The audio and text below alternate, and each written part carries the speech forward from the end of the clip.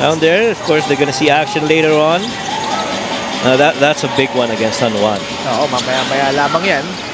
Quarter scoring po natin. 29-17. Tabla tayo in the second.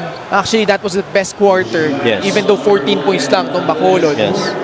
But they got outscored again by 5 in the third. That's right. And for the most part, really, their points have come from the free throws. Right now, they are plus 17 in terms of attempts from the line, and there they go again. They're once again on the free throws. Decently shooting at 73%, but you got to go back to those 9 missed free throws right now. Would have been good, chance para pababain pa further kung na make nila yung mga free throws na yun. Nakakatuwa, no? As you saw the numbers for Mark Dubose. If you're Bacolod, you get to the line a lot, but the problem they have is, one, they turn the ball over a lot as we see Christian Bunyag score. And number 2, Coach Mike, dead last sila in terms of 3-point mix. That's right. And so, if you're gonna profile these teams, as we see this good move right here by Pagaran, leaving it up for Christian Bunyag again. Christian Bunyag doing a good job of relocating underneath. Play of the game brought to you by 1xBet, the title sponsor of the Mpbl. Your choice, your victory. Feel more game with 1xBet. As I was saying kanina, again, if you're gonna profile these teams, you start off with Quezon. This is a very good defensive team, allowing only 66 points for their opponents. They're tops in that department. They defend a lot and they convert that defense into points, to which they are number 2 when it comes to points off turnovers. And they're 4th when it comes to 3-point makes. And that to me is a combination that's pretty dangerous for a team if you're going up against. Samantalang ito naman Bacolod, really relies more on their free throw attempts. They roughly get about 26 attempts per game, to which they surpassed that in this game so far.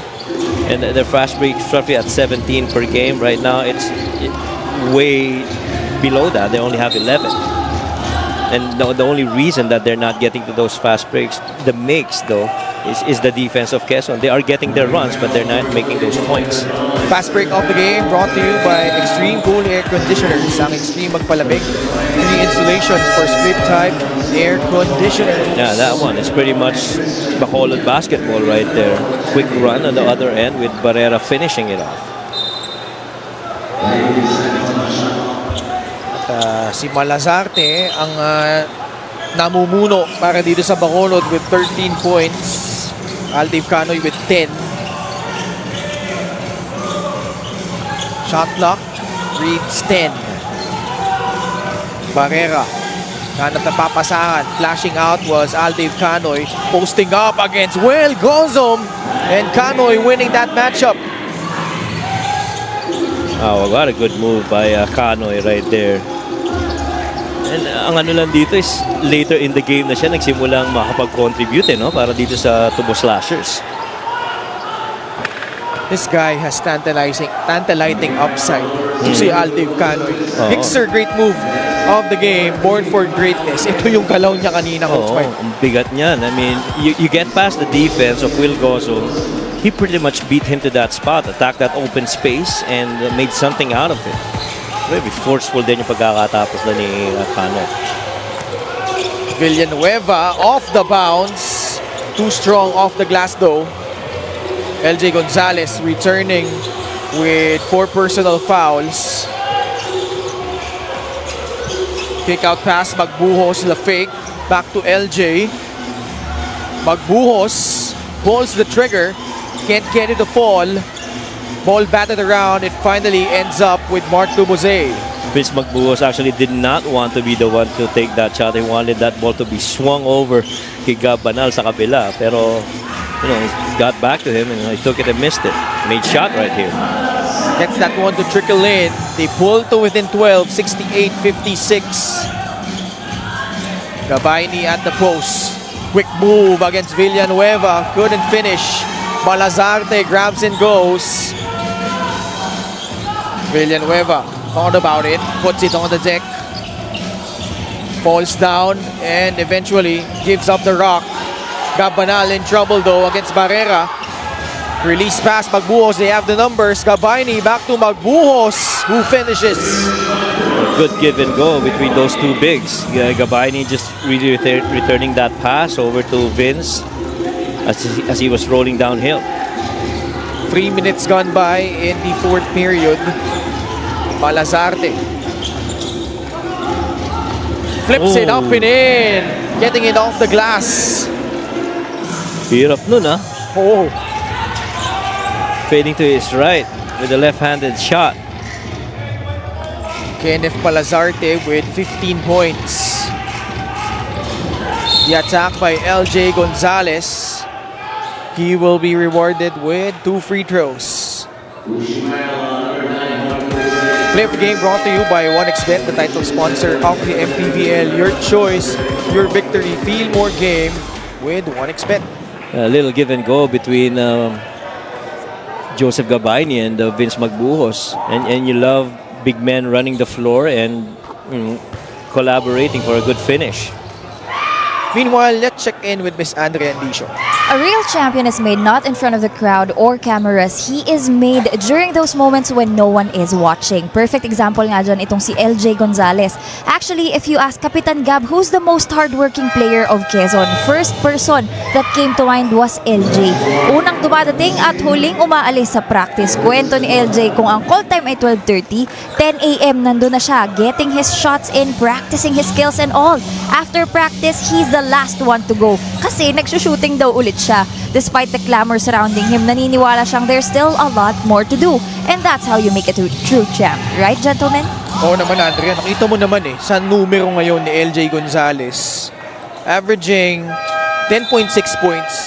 But the glaring stat there is he is so efficient from the field. 53%, shooting 36% from Yes. beyond the arc. Yes. Yung mga ganyan mga reps, early work, and really comes to fruition when you play your game here. As you see, LJ Gonzalez trying to get past the defense. And I feel the not so much appreciated part of the game of LJ really is more on defense and assist. He stops when it comes to assist and tops when it comes to steals. See this play again between these two bigs and Gabayni and Vince Magbuhos. Flip game brought to you by 1xBet, the title sponsor of the Mpbl. Your choice, your victory. Feel more game with 1xBet. And staying with that LJ conversation, LJ is actually a really good defender. He's number 1 in steals for Quezon with 1.9 per game, and he's second in blocks with 0.6. And pagdating naman sa puntos at rebounds, second din siya with 10.6 and almost 6 per rebounds per game. And you're getting that from a guard, di ba? But Bacolod is competing really well. They're just down by 12. Yes. Di nila hinahayaan na lumayo itong Quezon. Gabanal, his first miss from the outside. Ang problema ng Bacolod ngayon, securing the defensive rebound. That's right. First, locating rebounders nearby. There's different schemes, especially when a guy takes a shot from one side of the floor. Some coaches would turn to what's called a corner crash, wherein your corner guy is the one that crashes the boards. For the most part, there is a good probability that ball's gonna fall on that weak side of the floor. Kaya yun yung ginawa ni Joshua Hierro kanina no? Pagkatira ni Gabanal, immediately went down trying to secure an offensive rebound, which he got. Bacolod has already given up 15 offensive rebounds, but on the flip side, each and every quarter itong Quezon maagang nape-penalty. At ang dami ng free throw attempts itong Bacolod. These are the 37 and 38 attempts from the line, which really has kept Bacolod in the game. Yeah. And a total of 27 fouls committed already here by Quezon against that of only 11 para dito sa Bacolod. And one might say fouls are directly proportional to the intensity of your defense. But still, there's a certain number of fouls that you don't want to get past because it just awards free throws to your opponents. Good shake action, a good three right there by LJ. But just couldn't knock it down. Again, the 16th offensive rebound. Joshua Yero puts it in. Magbuhos is down. Kutrichi Tixon is in the case of our referee as he saw Magbuhos fall down on the floor. Oh, tsaka hindi basta mag-aano yan si Vince. Vince is a tough cookie, and you don't understand when you see him that way, there's high chance that he definitely got hit. See this here, this shot by LJ on that drive, he slips. Oh, he got hit on the face by Chadi Rangel. Ang tanong, was it intentional? Kasi may dulas no? May dulas. We'll have to see. Because Chad even looked at him on his way down the floor after that hit. 5 minutes and 34 seconds left. Well, they still got a lot of time here. You're down 14, pero may oras ka pa, and you gotta string points quickly. Kahit pa hindi pa nga lumalamang itong Bacolod, di rin naman nila hinahayaan lumalayo. Na lumayo rather itong Quezon. Biggest lead by the Quezon Huskers 20. was at 20 points, right? Yeah. And they gotta go into a run itong Bacolod Tubo Slashers. Not everybody on the side, especially of Quezon, is happy at the moment. Kasi ang dami, unang-una ang dami ng fouls na tinawag sa kanila, and there were fouls, in my opinion, based on how the coaching staff has reacted, that should have been called favor to their side. And laki ng disparity, almost more than 15 ang difference when it comes to fouls that's called. There are 16 more fouls called on Quezon than that of Bacolod. You see this action right here. He slips. Oh yeah. Yun yung may tama pero ang tanong, ito, mas magandang angulo sa palagay ko ito. I think they're gonna look at it again. Pero si Chadi tumatawa as he was trotting back. From that previous angle, the one before this, it looked like may tama Hindi lang natin alam if it was incidental because of the slip of Vince Magbuhos. But regardless, that was on the head. So that might be one thing also that they're looking at. It was a lengthy review. They'll also check if the shot will count galing kay Joshua Yero.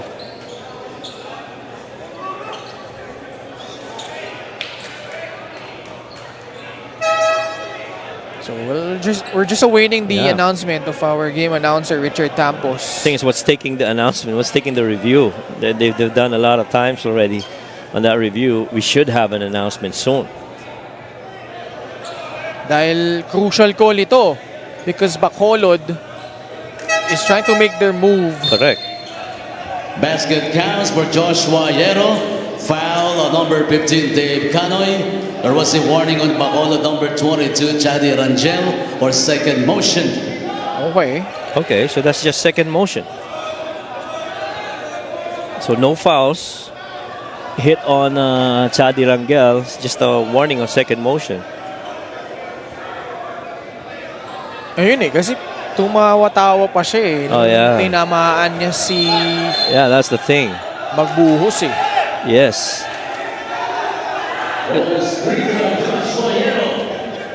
That looked like a hit on the head as well. Isang free throw lang. This is the bonus for Joshua Yero. Way short.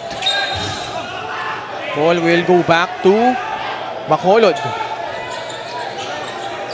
Down 14 with an opportunity to further chip here. What's the hold up again? We're gonna have a warning here for Quezon. Hindi nila nagustuhan Tinek na. Di pa rin sila masaya dun sa naging review naging resulta ng review. Because they felt like Rangel got away with a hit. Yeah, because it sure looked like that was on the head. Oo. And so you understand the frustration of the Quezon Huskers coaching staff.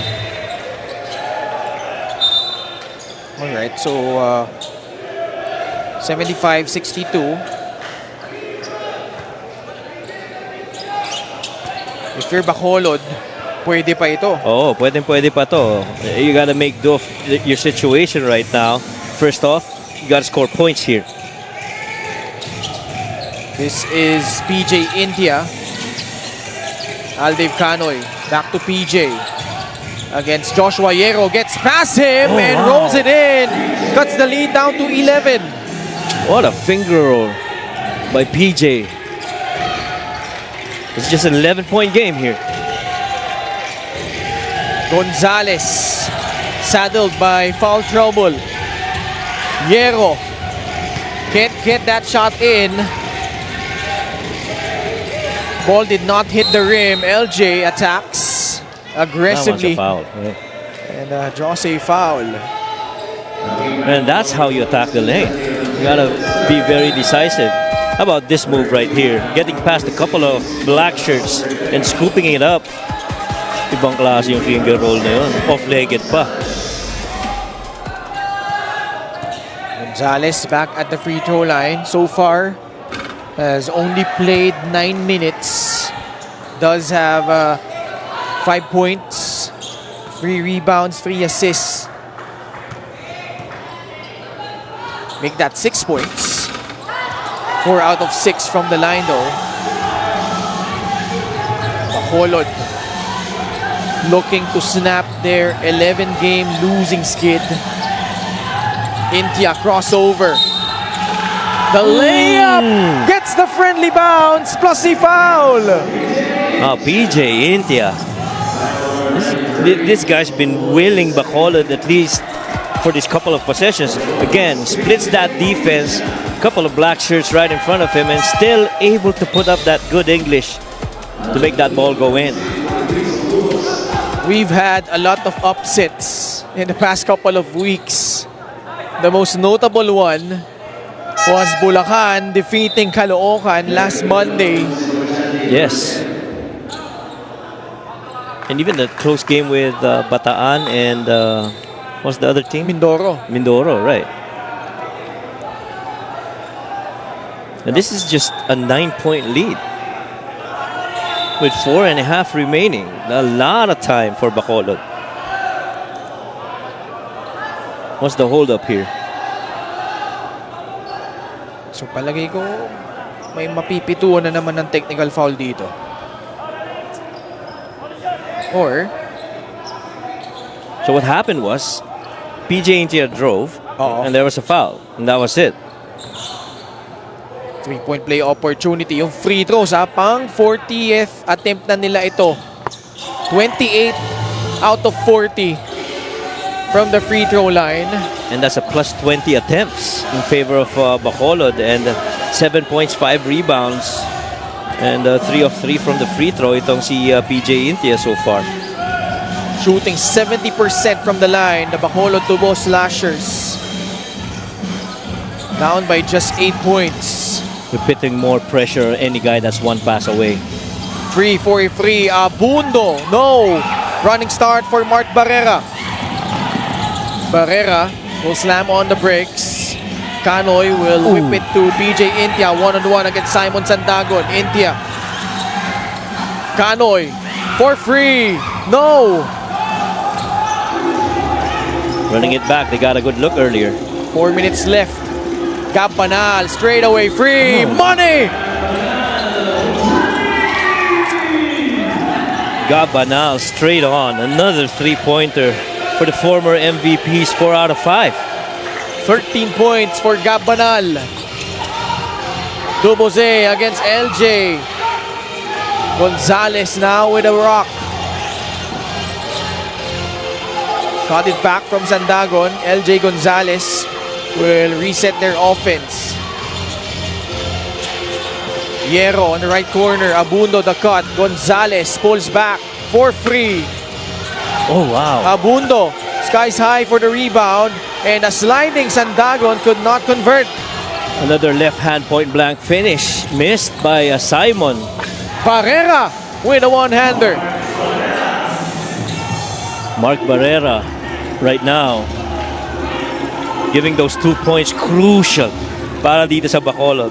Down only 9, 3 minutes left. Gonzalez drives right. Kick out pass. Abundo. Banal. Not a clean catch. Now he attacks. Banal smothered by Aldave Canoy. Steal. But Intia could not control the rock. Gonzalez spins into trouble, but Canoy unable to contain him. No choice but to give up that foul. Well, last two sequence been very physical. A lot of bodies colliding, a lot of contact. See this drive right here by Gabanal, driving inside, clear block. The hit on the face, he goes down. PJ loses handle, tumama sa paa ni Gabanal. Boy, the big question was, were there fouls in those sequence?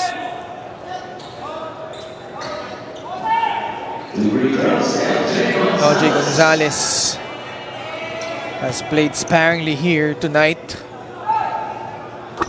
Even against Davao, LJ Gonzalez only played 18 minutes. He had 3 points, 9 rebounds, 5 assists. Today, 7 points, 3 rebounds, 4 assists, and 2 steals. In 10 minutes. Knocking down both free throws. He extends this lead back to the double digits, 11 points, 80-69. A timeout requested by Bacolod.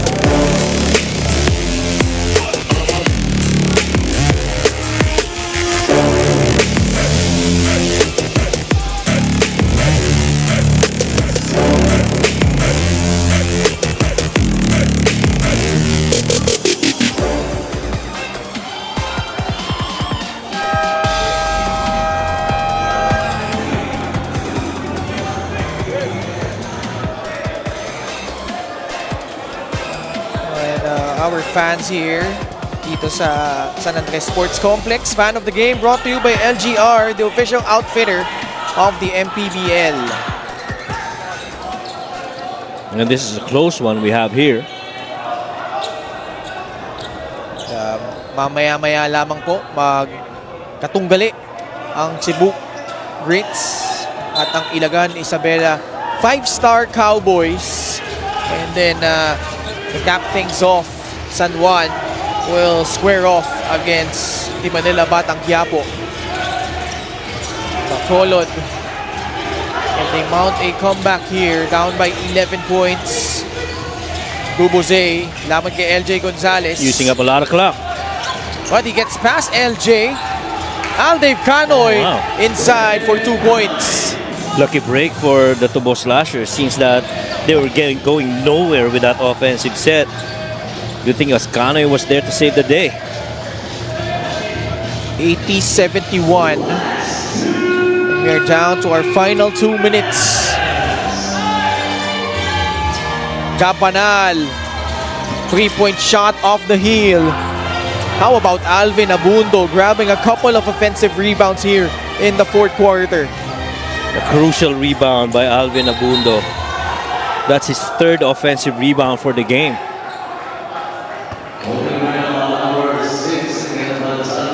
Quezon Huskers with 20 offensive rebounds. And that's been the story, Coach Mike, because Tubo Slashers only have 3 offensive rebounds. And so that clearly is the story right there. The additional possessions that's given Quezon because of their activity, not just on the defensive end, but even on the offensive rebounding. as a result, Quezon has 25 more field goal attempts Another rebound. compared to Bacolod. Kasi ang Quezon, 28 out of 78. Actually not shooting well from the field, although LJ Gonzalez able to knife through and score. The Huskers doing it in a different kind of fashion. Bacolod sues for time, down by 12 points, 1 minute and 28 seconds left here in regulation. Pac is back this July 20. Manny the Pac-Man Pacquiao steps back into the ring to challenge Mario El Azteca Barrios for the WBC Welterweight Championship. You can watch the fight live via Blast TV pay-per-view this coming July 20, Sunday at 8 a.m. Just download the Blast TV app, available on Google Play and the App Store. And hindi lang po si Senator Manny yung matutunghayan nyo dyan. The Olympic bronze medalist Yumira Marshall is also in the card. Jerwin Ancahas, and I think the son of Senator Manny is also there, si Jimwell Pacquiao, who will be making his pro debut in Las Vegas. Well, so many things happening on that date. Pretty interesting, kaya ako nag-download na ako ng Blast TV app. Pati si Mark Magnifico Bagsayo, the former featherweight champion of the world, also in the card. So 5 Filipinos ang nandyan in Las Vegas for that fight. At kaya naman, download na nga po kayo ng Blast TV app and subscribe to watch those fights. There's a rebound. Bacolod. Barrera. Sidestep. Puts it in. And a bonus free throw coming up after Gabanal committed that foul. Gabana was the lone guy that was left to contest against that drive by Mark Barrera. Got beat to that spot, went to that little footwork, going the middle side of the floor before making that attempt, and he got hit on the way. Former player of Coach Louie Gonzalez, yes, sa JRU na maya-maya lamang matutunghayan natin in our second game. Ilagan, Isabela, 5-star Cowboys, kalaban ang Cebu Greats. Under a minute left. Quezon protecting this 9-point advantage. LJ will waste some time here. Duboze trying to pressure him. Gonzalez speaks at the clock. 6 seconds left. Gets past Duboze. Glides in for the layup. Well, that middle lane of the floor, talagang aatakihin at aatakihin niya ni LJ Gonzalez. And he was very forceful again, finishing through the cup. Malazarte. Duboze. 8 seconds sa kanilang shot clock. Naagawan siya dito. Abundo, forward pass. Sandagon will just pull it back out. And they'll probably just hold it out. Quezon will improve to 16 and 3.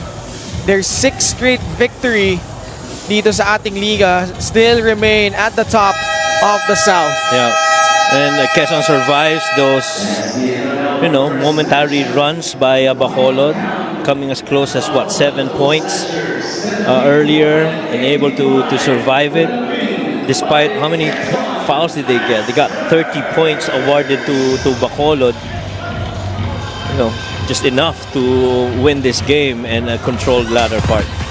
Best player of the game brought to you by 1xBet, the title sponsor of the Mpbl. Your choice, your victory. Feel more game with 1xBet. Gabanal, 13 points on 4 of 8 shooting. He's 4 of 6 from the 3 points. Perfect from the line, 1 out of 1. Three rebounds, 1 assist. And that 3 was very crucial on the result of this game. Final score po natin, 74 for the Bacolod Tubo Slashers, 85 para naman sa Quezon Huskers. And the Huskers nakapanalo na naman dito against a South Division rival in Bacolod. Let's go courtside to Miss Andrea Endicio. That is right, Ken. Kasama ko nga ngayon ang ating best player of the game, Gabanal. First of all, congratulations. Gab, back-to-back best player recognitions. You are 4 out of 6 from the arc today. Napakaganda ng shooting mo lately. Is there any reason behind that? First of all, I want to thank the Lord Jesus Christ for giving me the confidence to shoot well. It's just hard work, dedication, and time in practice, extra shots, and confidence that the coaches are giving me. Pero kahit na ikaw yung highest scorer natin tonight, looking at the stat sheet, well-distributed pa rin yung points ng team. Gaano ka-importante yun? Syempre, yung team namin balance naman eh. So, coach plays all 15 players and hindi niya kami binababad lahat. And it's giving chance to everyone. So, everyone's maximizing their opportunities lang. So, yun ang dapat namin gawin. Well, that is really nice to hear. Meron ka ba mga gustong batiin o pasalamatan? Good. Go ahead. Thank you to Governor Helen Tan, Boss RD, Kong Mike, Doc Kim Tan, Malik, Mayor Ralph Lim, Kobe, and Calix. And we want to wish Boss Manny good luck. God bless in your fight. We pray for a safe fight. And of course, a win this Sunday, July 20 against Barrios. All right, thank you so much. Once again, that was our best player of the game, brought to us by 1xBet, the title sponsor of the Mpbl. 1xBet, your choice, your victory. Feel more game with 1xBet. Back to you, gentlemen. Maraming salamat, Andrea. At nag-improve ang Quezon to 16-3 after that victory. At susunod na ang laban ng Cebu Greats at ang Ilagan Isabela 5-star Cowboys. Kaya manatiling nakatutok dito sa Maharlika Pilipinas Basketball League, ang liga ng bawat Pilipino.